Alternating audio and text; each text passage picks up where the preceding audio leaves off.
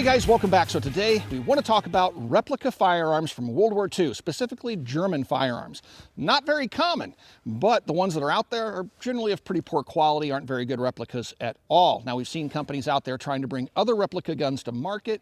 For example, Palmetto State Armory just picked up the HMG STG-44, which is a pretty close clone of the original, but it's not a perfect clone. Well, the company we're going to talk about today has cloned one of the more iconic guns of World War II with plans to do even more of them and competing with Palmetto State Armory, but their guns are going to be one-to-one replicas with the exception of they're not going to be fully automatic. But today we're going to start off the video shooting a P38. This is an original handgun from World War II. Guns like this and Lugers and Mausers and stuff like that are fairly common out there on the collector's market. They're everywhere. There's no need to clone them because they're in plenty of, I should say the supply of them is plenty. There's no need to clone them. But there are other guns out there that were only manufactured as machine guns that really aren't all that common on the US market that would be pretty darn cool guns to clone, especially if they get that cloning as close to original as possible. So let's take a look at that gun here in a minute, but first let's start off by shooting this P38 and a classic World War II handgun. Very cool guns. The Germans came up with some really interesting weapons during World War II that would influence modern small arms design all the way to the present time. So let's take a look at this next gun, which is simply iconic, and it's really cool to see such a perfect copy on the US market. A lot of folks ask me, how can I get involved in the firearms business in that particular community? And one of the best ways to do that is to become a gunsmith. Every gunsmith I know is just overbooked with work. It's a very good living. And so if you would like to become a gunsmith, you need to go to a gunsmithing school or become an apprentice for an existing gunsmith. But Modern Gun School is an accredited college that also works with veterans in the GI Bill, where you can go and get a degree from accredited college in gunsmithing and then go out and start your own gunsmithing business, which I think is a really great option. Again, throughout my entire life, gunsmiths have always been able to earn a really good living, assuming they have a really strong work ethic. So please check out Modern Gun School. I do have a link in the video description below. This is the DK Productions MP38. Now this gun is a perfect one-to-one clone of the original full auto gun, with the exception that this one does not fire from the open bolt. It's been modified to fire from the closed bolt, and it's semi-automatic only.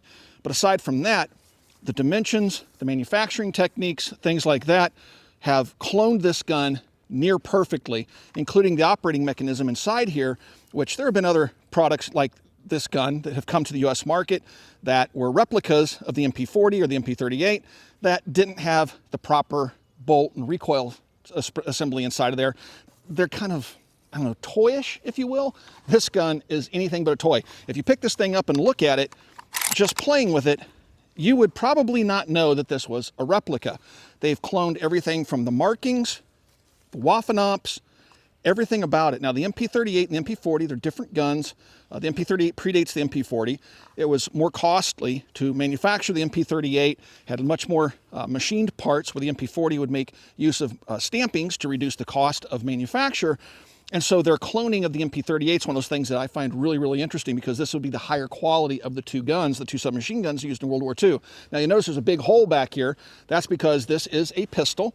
But they do have the stocks for these, so if you want to file a Form 1, turn it into a short-barreled rifle, you can then affix the stock to it, and you'd have a really good copy of the MP38. So let's do a little bit of shooting with it.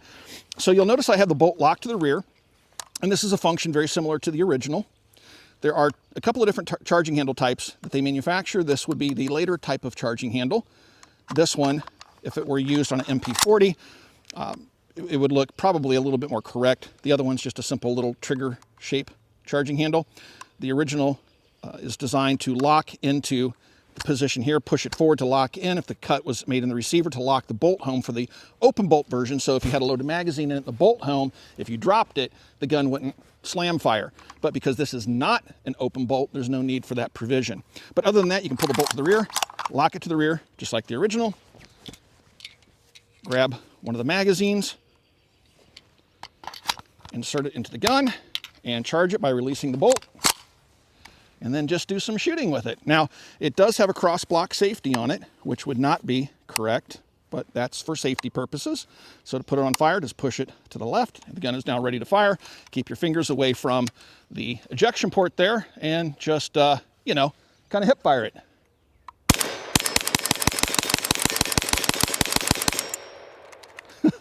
Now the originals cycled very slowly. Chuk, chuk, chuk, chuk, chuk, chuk, chuk would be about the proper cadence for an MP38 or an MP40. So firing this semi-automatic, it has a very light trigger on it, and you can pretty closely simulate the rate of fire of the original, very slow firing submachine gun. Very, very neat gun. We'll take it apart and show you what it looks like on the inside, and if you compare the internals to a full auto gun, you're gonna find that this gun is really, really close. Let's take this bad boy apart. First of all, we're gonna make sure that the weapon is empty. So I have the bolt locked to the rear in its safety slot. Then this is your magazine release right here, this big button. Push that, draw your magazine out. And now I'm gonna let that bolt go home. So I'm gonna pull the bolt to the rear, let it go home like that. And now on the bottom, this is your disassembly knob. All you have to do is pull this up and rotate it like that. And now you can take the gun apart simply by rotating the lower assembly away from the upper assembly. And by that I mean, I'm gonna turn this clockwise like this, and then when the sight comes over here and stops against the bakelite lower, then I can just pull and wiggle, and it'll come right apart. So now you can see the trigger mechanism down inside there.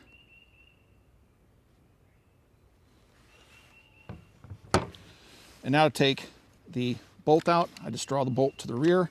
You do want to make sure this is your firing pin. Just push that down if it hangs up, and it'll draw straight out to the rear. Here's your recoil spring. And then here's your bolt.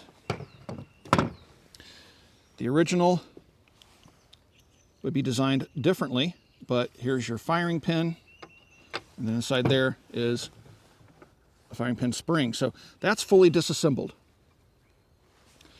Now this is what's really cool. Previous attempts at cloning this did not use the proper telescoping recoil spring. That is really, really cool. I mean, they've nailed it in terms of a reproduction. So how this thing disassembles is just like the full auto, and the internal components are very similar. Again, the only difference being the semi-automatic conversion. Now you can also take the barrel off. You can unscrew it. You can tighten it down. It has these flats on here for a wrench, but you can take the barrel off just by unscrewing this like that. And your sling mount, you can change. I have it set up on the left-hand side, but you can rotate it around and put it on the opposite side if you want. But I'm not going to do that. I'm going to leave it on the side that I have it on. Get back on there. Little stinker. And slide that piece on there just like that. Put your barrel on. Make sure that front sight's up. And rotate it around until it sets down inside there.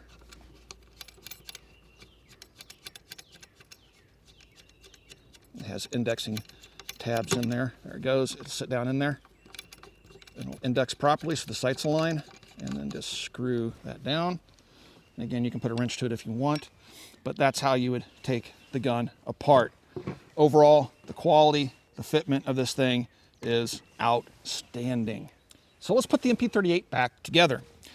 To do that, we're first going to take the firing pin and the spring, put the spring over the firing pin. We're just going to set that inside the bolt carrier, like so. Now I'm going to take my receiver, I'm going to take my bolt,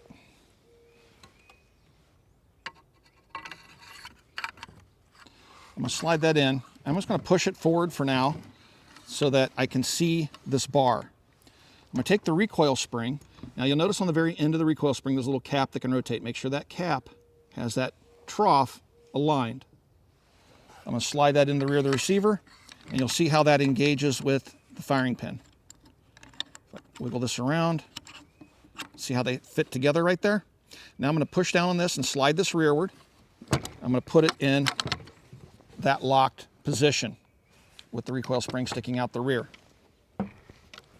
Now I'm going to stand up, because this takes a little extra force.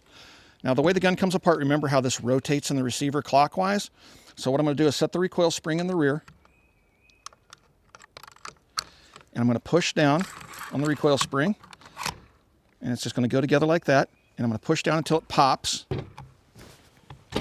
Like that. And then it'll rotate over. And then I just line up this bottom piece here. Rotate this again until it pops down. And then wiggle it around until it locates and locks itself into place. The gun is back together. Pretty simple. All right. She's ready to fire.